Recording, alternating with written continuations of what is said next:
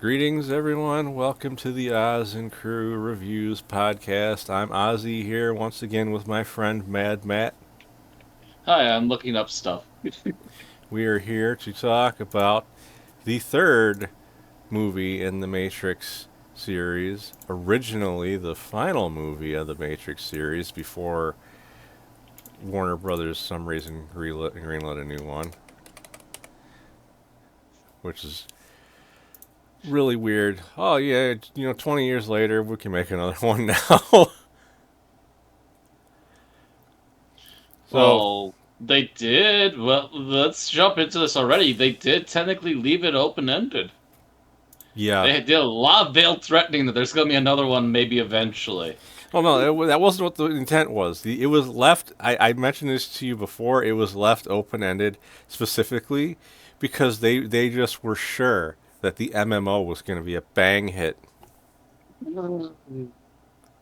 Never mind the fact that like the majority of moviegoers, at least back then, were not gamers. The crossover was a much smaller window at the time, yes. And I admit, back then, I did think that the Matrix as a series was a perfect setting for something like an MMO. Like it really is for an online game. The way the actual Matrix itself works was pretty much perfect for that. It's just Yeah. they fucked it up because, of course, they fucked it up. It was awful. That's a topic for another day, though. We're not here to review the Matrix MMO. Not that we can, We're at least not very easily, without a lot of jiggery well, pokery. there's private servers. Yeah. Someone for some reason actually was enough of a masochist to want to keep that game alive.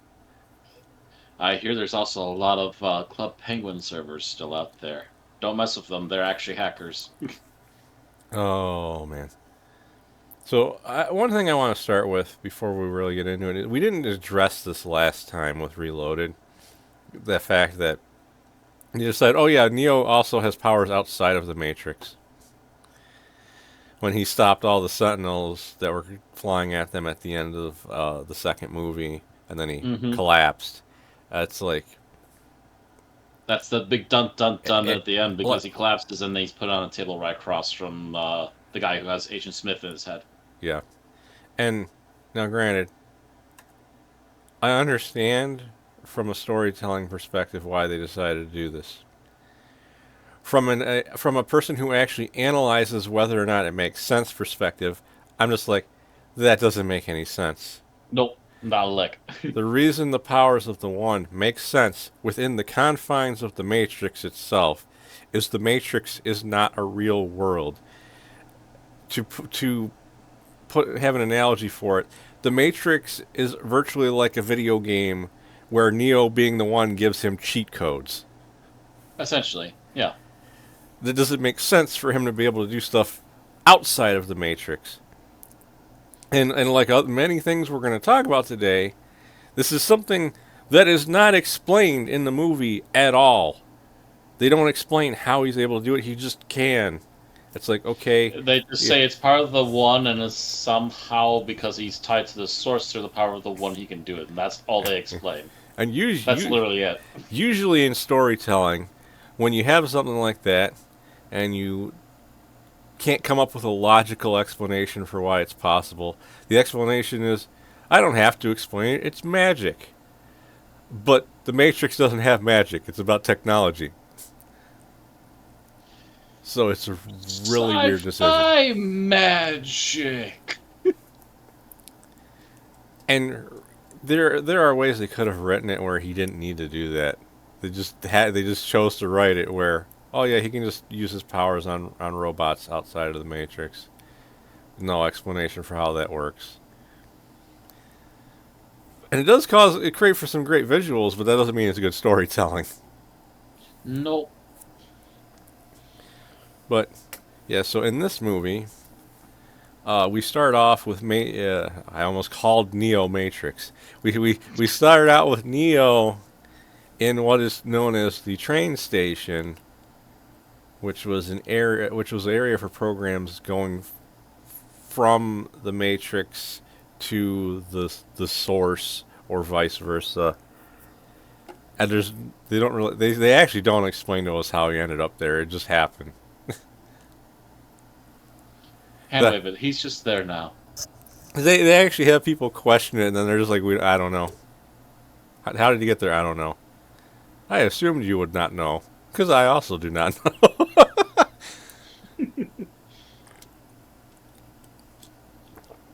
So then, He's the systemic anomaly. Yada yada. yeah, then they had to try to make a deal with the Merovingian to get him out of there because the train man who has access to that area works for the Merovingian and won't let him out otherwise. Which what did you're the one that pointed out who was playing him? So what did you think of the train man as a character? He was an interesting guy. Too bad he didn't get to do a whole lot. He appeared like, what, 3 times in very short succession. But yeah, I'm honestly not too. Knowing that actor, I'm not too surprised because he's usually a bit of a bit actor. The only times he's actually had a decent amount of screen time was technically not even Mad Max 3, but Mad Max 2. He's a guy known as the Gyro Captain. He has like a technically like a 2-man miniature helicopter in Mad Max 2.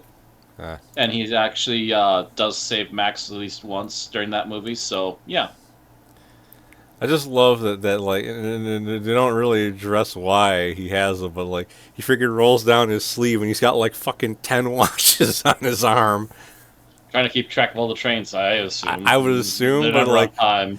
but it's still weird. It's like, wouldn't you just need to know what time it is in general to know where each train is? Like, I I'm probably overthinking it too much. They're probably just like, how cool would it be if he just had 10 watches on his arm? So that's why they did it. It'd be cool if he just has a bunch of watches. It's a visual thing. And in this movie, that does seem to be a problem with the Wachowskis writing all of a sudden, is that it seems like there are things that happen just because they thought it would look cool. Basically. Yeah, it's basically the rule of visual cool and not any kind of logical sense. And then I think soon after that happens, after they get him out of there, after dealing with all this stuff, fighting. They didn't really fight the Merovingian. They killed his door guards, and then they talked to him, and then Trinity threatened to blow his head off. And once they proved that he could blow his head off, he's like, oh, well, bravo, sure, why not? We're not going to explain how this resolves. We're just going to cut to the next scene. Right.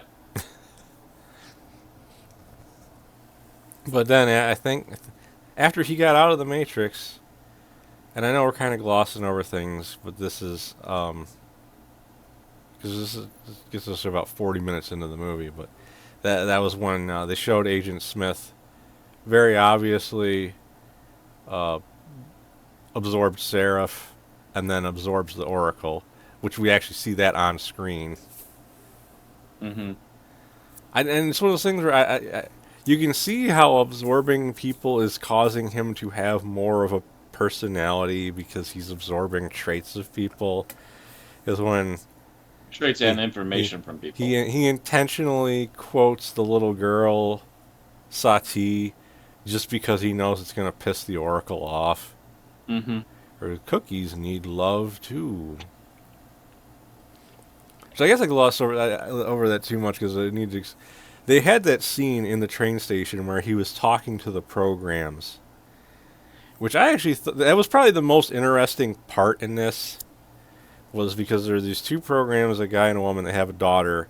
They're trying to get her into the Matrix so that she won't be deleted. And it does a lot to, even though they're not human, humanize the characters that are not actually humans.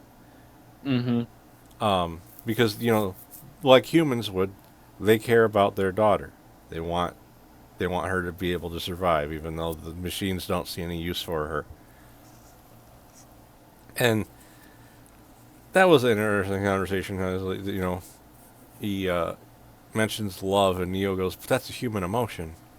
He goes, "No, it is a word. What matters is what the word means.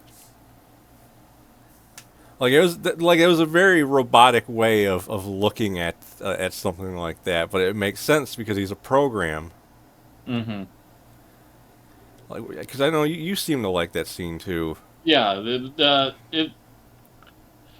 it's they go about it trying to essentially explain it in a very simple, like down to earth, if somewhat robotic way for understanding what these things kind of mean to them. It's not that they understand fully what the emotion of love is, but they understand the desire to make something and then protect something, and that's the baseline of what this program can understand for what the word love means.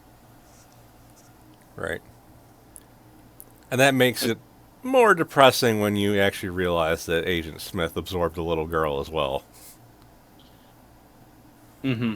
So yeah, he does eventually come back to do that, and when he comes for the Oracle, yeah, And you complained about this while we were watching, is that they you said oh yeah, they played Agent Smith's hand way too early in the movie. way too damn early. Like the whole him taking over the Oracle and then understanding everything the Oracle can and is able to do, and then being able to use and abuse it. Obviously, that happens like the first quarter of the movie. We don't see anything with Agent Smith inside the Matrix again. I want to say for at least another hour. Yeah, because they have that happen and then they go to the real world stuff and we don't see inside the Matrix at all At all, at all. until we get to the final fight between Smith and Neo, which And at that point, they're already seeing that the Matrix code is going berserk, but they have no idea what's going on, yeah. and they never show us, And even though we can guess. the funny thing is because all the stuff that happens leading up to that at that point because the other thing happened so much earlier in the movie, you've almost forgotten about Agent Smith by the time you get to that. Yeah, When he gets there and he's like, "You need me to fight Smith," and you're like, "Oh yeah, that was a plot point, wasn't it?" Huh? But leading up to that, there was a whole lot of crazy shit with them fighting the Sentinels outside of the Matrix. oh yeah, that was like the major thing they were hanging a lot of it on was just having the whole big fight with the Yeah, Sentinels and so forth outside the Matrix. yeah. Where Neo and Trinity split up from them to go try to go to the Machine City, while everybody else gets in another ship and heads back to Zion, and they make a big deal about how, oh, it's impossible to fly a ship in one of those kind of pipes, but apparently Niobe's the one person who can do it. And lo and behold, she's right here, and she's not stuck with the rest of you, so she might as well just pilot you, you know. Where it's like they make her and they actually make her and Ghost pretty important in this movie, and just like the weird decision to end this movie in a way that leads into an MMO, I find it kind of odd that they had so much of their character development most likely in the Enter the Matrix video game. So most people watching the movie are kind of like, I don't really know why these characters are important. Yeah. Why are they so hyper focused on trying to give these background characters who barely are any more important than the secondary captain so much screen time and so many lines, etc. Because they were in the previous They movie, were in the previous movie, but but they're also again very much background. yeah, they're not that important. And Niobe is the only one whose name you even hear in the previous movie. They never say Hmm. Ghost's name. The first time anyone actually hears his name is if they played that video game, which we're not here. Even though we're both gamers, we're not doing this to review video games, so we're not really gonna discuss that. And it's a PS2 game, so it'd be a pain in the ass to get a hold of it And to try make and it play work. it. Yeah, not worth it. Not worth it, unless we do something that we're not going to talk about on here. Yeah. Um, Or if we try to maybe like get a movie cut down version of the cutscenes from the game or something, maybe that would work. But that'd be like the closest we get to it. right. But they made a big deal about that, 4020. but I think the highlight of the entire section that's in between the Matrix parts where they leave the Matrix and then they go back to it later for Agent Smith was the fight with the robots at that when they got to the dock at Zion. Like that's the most memorable part of it out of the actual real life stuff. Because that's also the big fight sequence. There's a lot of characters that they spent a decent amount of time on, at least for the movie, and a couple that were introduced in the previous movie. And there's a lot of things that go down between all of them before that fight at least hits a Yeah, pause. and even though we only briefly saw Captain Mifune like once in the previous movie, I think they just randomly mentioned him by name as they arrived at Zion in the previous movie. Um, they managed to make him one of the coolest fucking characters in the movie. Like, I you don't know much about him, but like I found him fighting and freaking yelling and shit against while fighting the machines a lot more memorable than them going, "Oh, Niobe can drive through this pipe." Because I Yeah. like I've watched this movie plenty of times, and I still always forget about that story part until I rewatch it. Like but I remember the guy in the mech shooting the crap out of robots,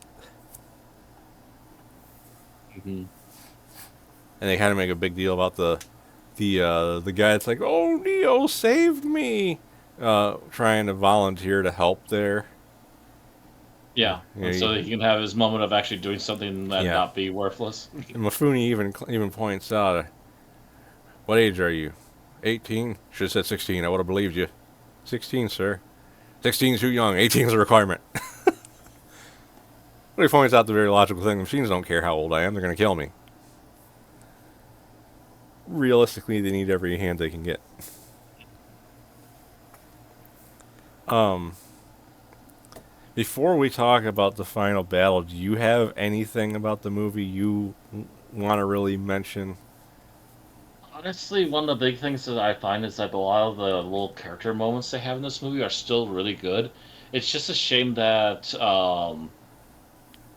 most of the fight CG is pretty decent, but they obviously pre-planned it a little bit better this time to make sure to hide any of the flaws because they, as we've also talked about after we were done with the movie, a lot of the shots where the special effects were used last time, a lot of it was during the daytime, and you can see people literally turn into textureless rubber for a few moments here and there, and then go right back to the fight with real actors. They hit a lot of that in this one. If it's not dark, gloomy areas, then it's literally dark, stormy, rain-covered areas where you can still hide a lot of those effects flaws. Especially with rain, because you can just dilute everything with rain, and almost everything that you could see without it is now gone. Right. Yeah. Um, I find yeah, I and sorry. no, go ahead. Well, I find in general, I think we're gonna have less to say about this than we did the previous one because I think because I was there's certain thing that I was talking about last time because the previous movie had a lot of different points about philosophy in this while this one's just trying to wrap up the story more or less. Yeah, it's a little less focused on whatever the overall message was and just going, yeah, we tied our hands. We're just trying to find how to get all these loose ends to work. There's only so much you can say about action sequences other than yeah they still look good. Well, we'll get to that in a minute, but like most of the fight choreography before the final battle still looks good. Yeah, up until that last act, like a lot of stuff, honestly, surprisingly from compared to what I can remember, holds up to pretty well, except that last act. And it's literally that last act that suddenly takes everything you were waiting for, everything you were holding on to, everything you were patiently tapping your foot to try and get back to the Matrix, and just immediately tosses it out the window and tells you to go fuck yourself. Yeah, we'll get to that very Oh yeah, we'll momentarily. get to that in a momentarily. Uh, But yeah, there's just it's just yeah, for reasons it just seems to be what it is, and a lot of people's perception of this movie is just that ending bit. yeah, and this problem is I think at least when everybody originally saw it, I had this reaction too when I was in the theater where it's like the ending when you get to it is just so stupid. It's almost like you unremember the rest of the movie you watched because you're just like, what? But um, after the big fight with the machines, Neo goes, and I don't even know if you even say it's the leader of the machines he talks to. It's not even really explained what he's talking to, because he after A they giant had their machine near the source that has a bunch of little mini sentinels come out to form a giant baby head. yeah. What you're talking about, and before that, Trinity dies. It's Um, on their way to the thing. That scene is emotional. You kind of pointed out that it was dragging out too long. It's like one of yeah, those. then there's that. Yeah, there's I think there's that and a couple other pauses too, where it's just like, okay, can we get this a little bit faster Yeah, here? it was Come one. on, Her we were going for the visuals and not getting to the point here. Trinity's death was very much. Well, it was. I joked that it was reminding me of those scenes in like Looney Tunes where Bugs Bunny's pretending to die, and he just fake dies multiple times in a row. He's like, uh, Uh, uh. uh, uh, don't forget the beef roast in the oven.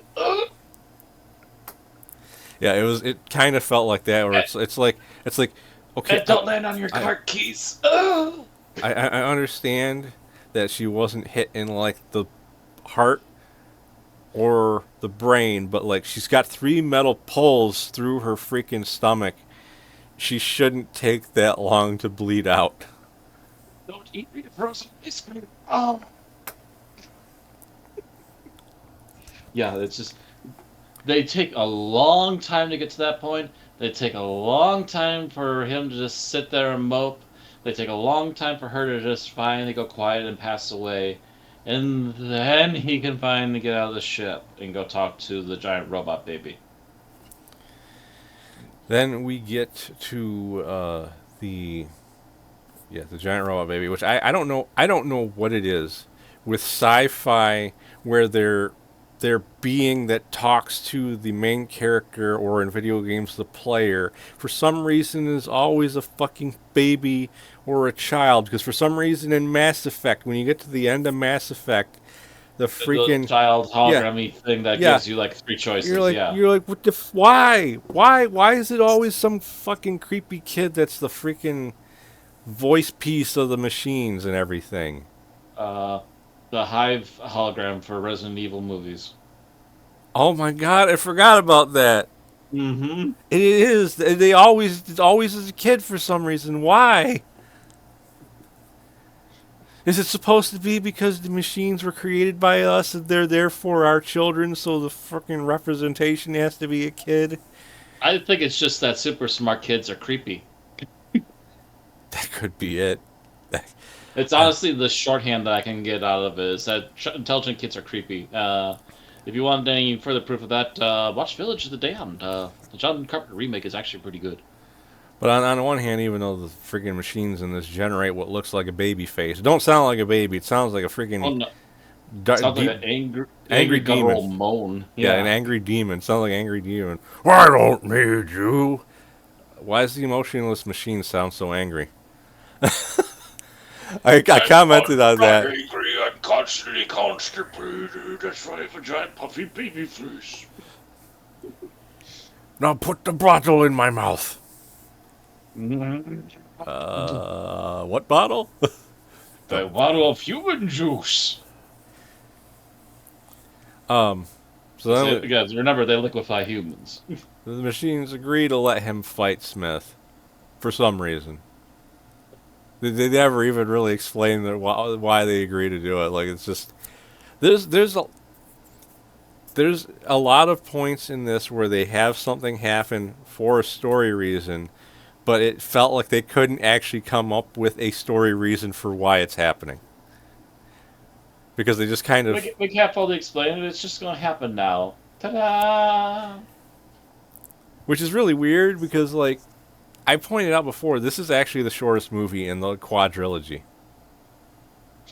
Eh, and as many issues as people have with this movie in general, I think like maybe if they had actually tacked on maybe 5 minutes, they could have explained some things better, so that we aren't just like, but why? When something happens without much explanation. Yeah. But I want to ask, so we're at the final fight now, and I want to ask if you agree with me on my original opinion when I watched this the first time. Is like, was it not immensely disappointing after having seen Reloaded that they go from having him fight tons of Smiths to it's just a one-on-one fight again? Yeah, it's pretty lame. And especially since also supposedly Neo's getting stronger and more in tune with the power of the One, he should be able to like essentially Kamar Dewasi these guys into a giant ball and just crush them. Right. Why is he just not completely annihilating him from like moment one? And I understand part of it is supposed to be, well, he's gotten stronger from all the different people he's like assimilated. Like obviously he has Seraph's fighting prowess now, and he has whatever he got from absorbing the Oracle. Broke code. I don't think he got the Architect because he just stayed in his room that there's no way for anyone to get to, and he's just like, I'm just going to stay here and say fancy words. Ergo, Smith has taken over the Matrix. Vis-a-vis, this sucks.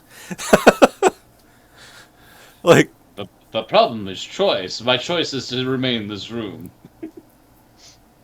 yeah, from what I remember hearing in like extended lore about what happened with this whole thing is pretty much the Architect and the Merovingian are the only people that avoided getting grabbed by Smith. I'm imagining the Merovingian probably just went and hid in the train station.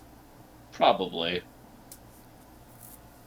Just sat in that little space just outside the Matrix and went, You know, just oh, hell no. probably just set up a table and had himself like a fancy meal and some wine while waiting for the world to end or be saved. Which sounds exactly like something he would do. Yeah. But yeah, so there is that, and uh, the airborne fight choreography. The most floaty, weightless looking garbage I've ever seen in a while. There were a few parts that looked okay, but most of it looked like awkward flailing. When they actually got up close, it actually resembled real fighting and a little Yeah, bit even toss fighting. But then as soon as they pulled back, it turned into this hodgepodge of weird, awkward yeah. floating. Some of the best scenes were when you had a camera shot where you couldn't even tell they were actually in the air. Yeah, when it was up close and you can see them trying to strike each other again. Right. Um, and I don't remember know if this is true, but I have remember hearing that like I guess the decision to do this was because they liked Dragon Ball Z, but it's like it lacks the speed and weight of any kind of anime fighting. And I understand part of the reason why it's like you just cannot do that realistically in live action. I like the choreography of it, and also when you again looking at the visuals of it, for all the visual touting they do the rest of the movie, they really rushed that one. It feels like. And it's Not only did they also rush it, but also usually Dragon Ball has decent amount of dialogue and actual plot hanging on the fight. Whereas this is just like we've been hand waved into this fight. I don't even know what's going on anymore, and I honestly am about to not ready to care. Here we go. and and it's unfortunate because the setup leading into the fight was actually amazing. Going in, there's rain, there's Smiths everywhere, there's Smiths on the street, there's Smiths in the windows of the buildings, and that Yeah, let's have freaking us an epic throwdown and just one yeah, themselves out. yeah, that and the freaking music, the Oh, the dun epic dun dun music, dun dun yes. dun dun dun, dun. Da da da da. Pum, pum, pum. And then just Da, da, da. one Smith walks out. Mr. Anderson, want to get a cheeseburger? I've already taken over Burger Chef, Mr. Anderson. You want some McDonald's? I call them steamed hams, Mr. Anderson. I'm sorry. Um, How about a bratwurst, Mr. Anderson? but We don't eventually, get them very often over here, whatever city this is supposed to be. eventually we get to the point in the fight where Smith sends him downward and then basically just tackles him into the ground. And this repeatedly shouts at him, "Why won't you just die?" Yeah. Stop getting up! Stop it! Stop that! It's time to stop! And then, but he just randomly says that weird phrase where he's like, oh, this is where I say something, and it's, everything that has a beginning has an end, Neo. And then he's like, wait, why did I say that? What? Huh? It's just basically the movie's way of telling you the Oracle's still inside him without actually explaining that. Uh, Because Smith never calls him Neo. yep. So, like, that was not a line he Yeah, I knew himself there was intended something to weird deliver. about. Yeah, I knew there was something weird about him saying Neo, but Yeah. didn't quite grasp all of it. But Yeah, yeah, that was a line that the Oracle had said previously, which I think was supposed to be his sign that he's supposed to just let Smith absorb him. And then that was when that's what happens, and the machines somehow use Neo's body to just okay now we inject the antivirus, and then yeah. just Smith just explodes and Starts everything turns popping. back to Yeah. normal. And there's one massive issue I have with this. And I told you I thought I was thinking about something, but I didn't want to talk about it before we started recording because I just Mhm. wanted to save it for this. And I'm sure there's some bullshit reason, but they never explained to us why they couldn't just do that with any random person that was plugged into the Matrix. Do what with any person that plugged into Matrix. Just inject the cure through them. Because Smith absorbed all the people that were plugged into the Matrix. All the Because it's yeah, they don't explain it, but the obvious answer from my perspective is that because Neo's the one, he used to be a hacker. He literally hacks into Smith as Smith takes him over and just destroys Smith from the inside. That's my hand wavy obvious okay. explanation for it. Well, you thought up a I thought better about it more than the developers did. Yeah. you thought a better explanation than I did because fucking hell, I'm just like I'm sure it probably has something to do with the fact that he's the one, but like One plus hacker plus now inside him plus I can now delete you from the inside. Bye. Boom. and then you know the machines carry Again, a hackneyed ending. yeah A very quick ending. the machines carry his body away to leave it vague and unanswered whether or not he's still alive.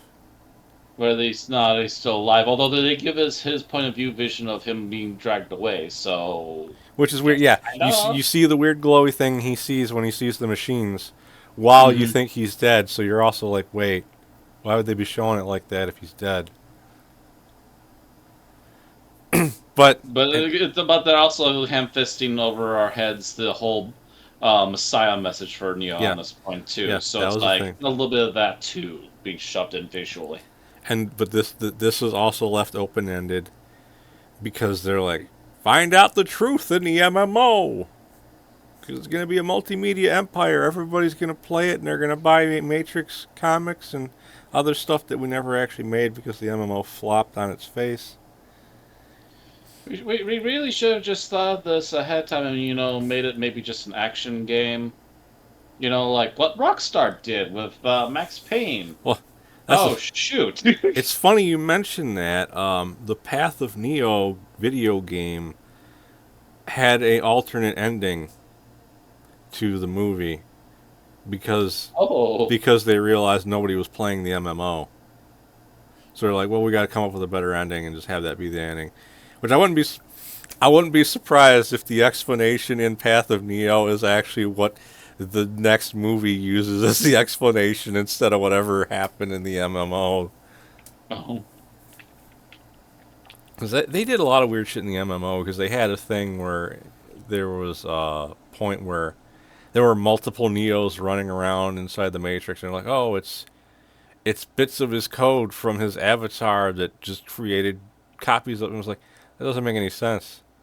Like, that literally is not something that makes any sense with anything you've established within the lore. You literally just wanted to have an event in your MMO where there's like 20 Neos running around.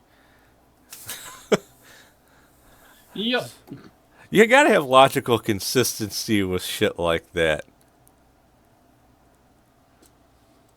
Logic, consistency, nah, just hand wave it and announce an event. Let's go! That's not how this works. Let's go! You're ruining the fun. But yeah, so then we see the Sentinels that were kind of the Sentinels were right on top of everybody within Zion, but they actually paused once the fight with Smith started because I think they understood, well, we got to wait to see if he succeeds because we have to keep our word if he succeeds. Mm-hmm. And then cuts back.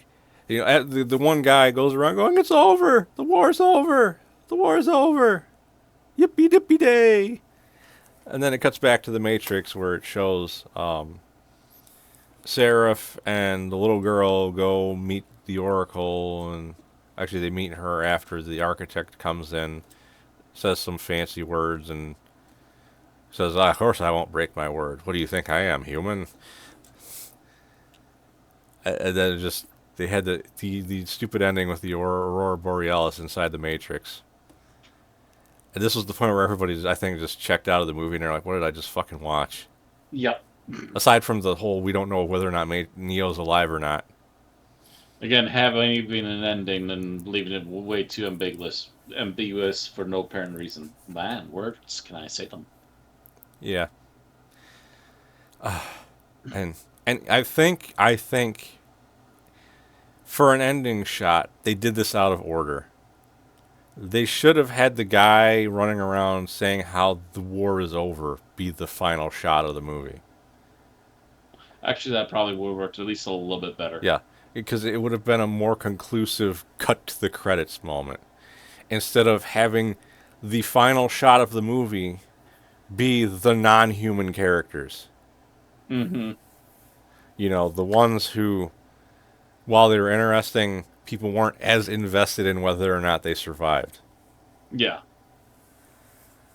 I think that was the big problem, is because like the fact that it ended on them, it felt like there should have been another scene after that, and there wasn't, because the scene that should have been after that played before that. Mm-hmm.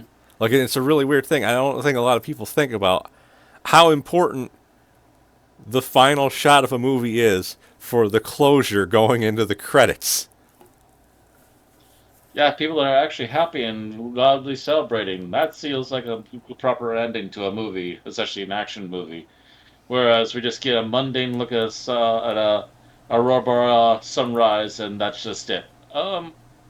Okay, movie makers. I mean, we both pointed out that they made fun of that in like a Flash parody where the girl goes, "I made a rainbow for Neo," and then the Oracle's like, "This ending sucks." And the architect, undoubtedly. It's like, oh my god. And but the thing is, overall, I would not call this a terrible movie. It just had a stupid fucking ending. It had a very bad ending that kind of mundane the rest of the movie, which was otherwise a pretty decent movie. Yeah, it's just a shame that it ended the way that it did because it.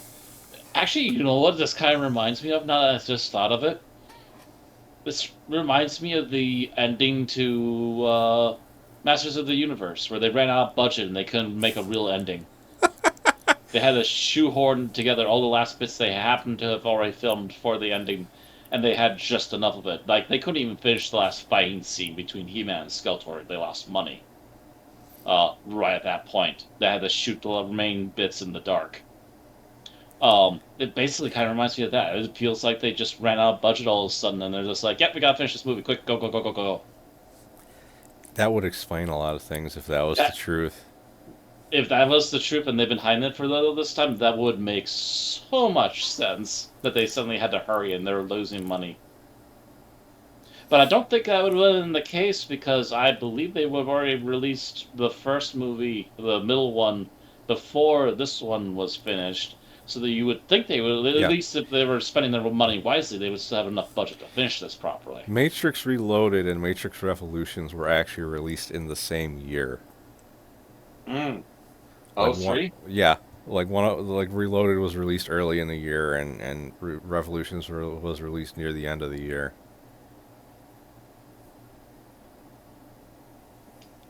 Um, How much did they spend on them, and how much did they make? I don't know. I don't know off the top of my head anyhow. But Mm. trying to think if there's anything else to talk about. Like we both I think acknowledged that also part of the reason I think that we look at this movie more positively now than we did when it originally came out is also that just we've seen so many series get bastardized worse.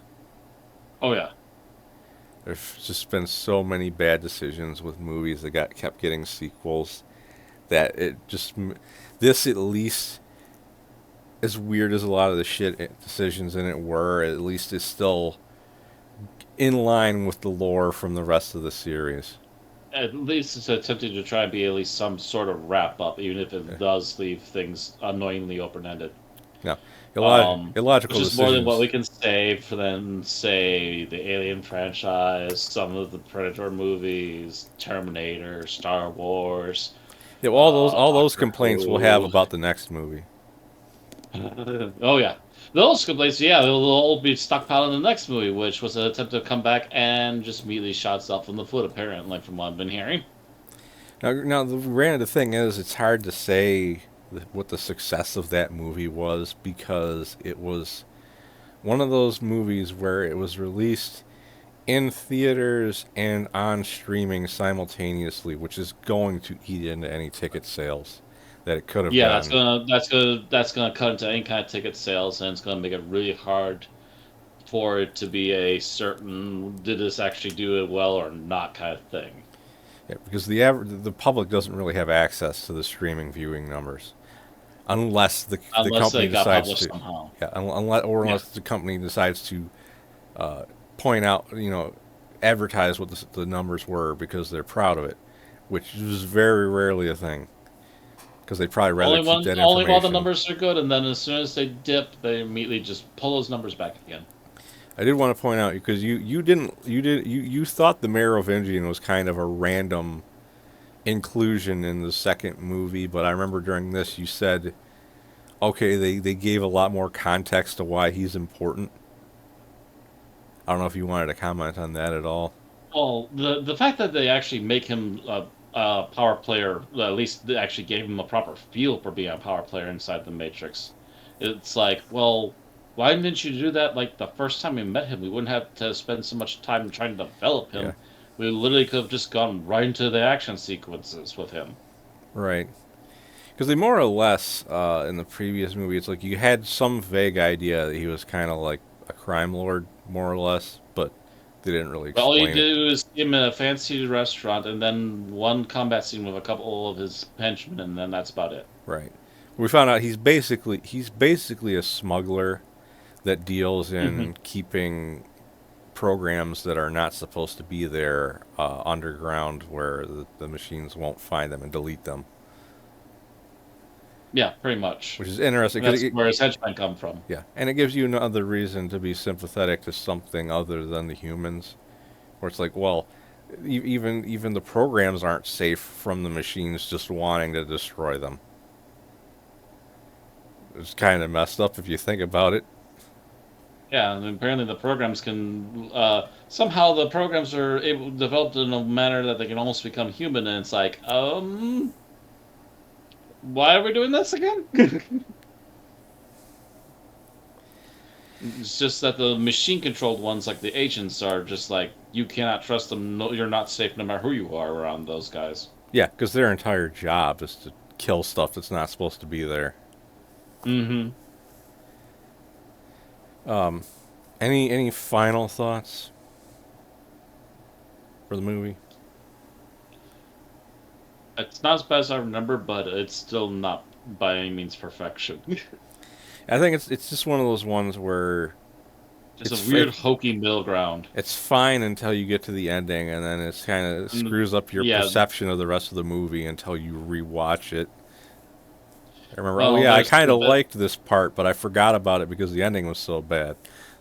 Well, that's just because yeah, that ending just leaves a bad sour taste on everything it touches. It's just such a mishandled ending. Again, I wouldn't be surprised if something happened at the very end of the production that caused it to become what it was. Might not have been always what they intended it to be for an ending too, so you never know. I more or less agree with just about everything you've said about it.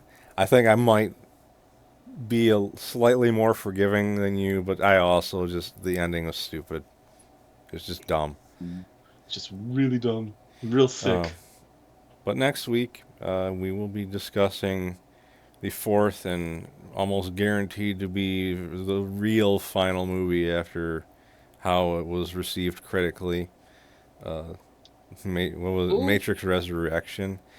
The where Yep. Oh, where they used the resurrection name. You already know it's gonna be terrible, folks. How many names with the word resurrection can you name that ruined a franchise? now this movie is so utter shite. Off the top of my head, as a preview, the only positive thing I can say about it is that it isn't Jason Goes to Hell. That's the only positive thing I can say about it. All I can say off the top of my head right now is Alien Resurrection and Halloween Resurrection. Mm-mm. I don't think I've ever seen Halloween Resurrection. I think I've avoided that one. It's terrible. They brought Jamie Lee Curtis back for barely more than a cameo and then tossed her off a roof. F Oh, that movie. we'll probably do the Halloween movies at some point. Oh, if you haven't seen them all, I have them all. We can do that. I have almost all of them. There's only a few I didn't watch just because I knew they were so bad. I've only not seen the last one so far. Well, Sigh. until next time, everybody, have a good one. Good night.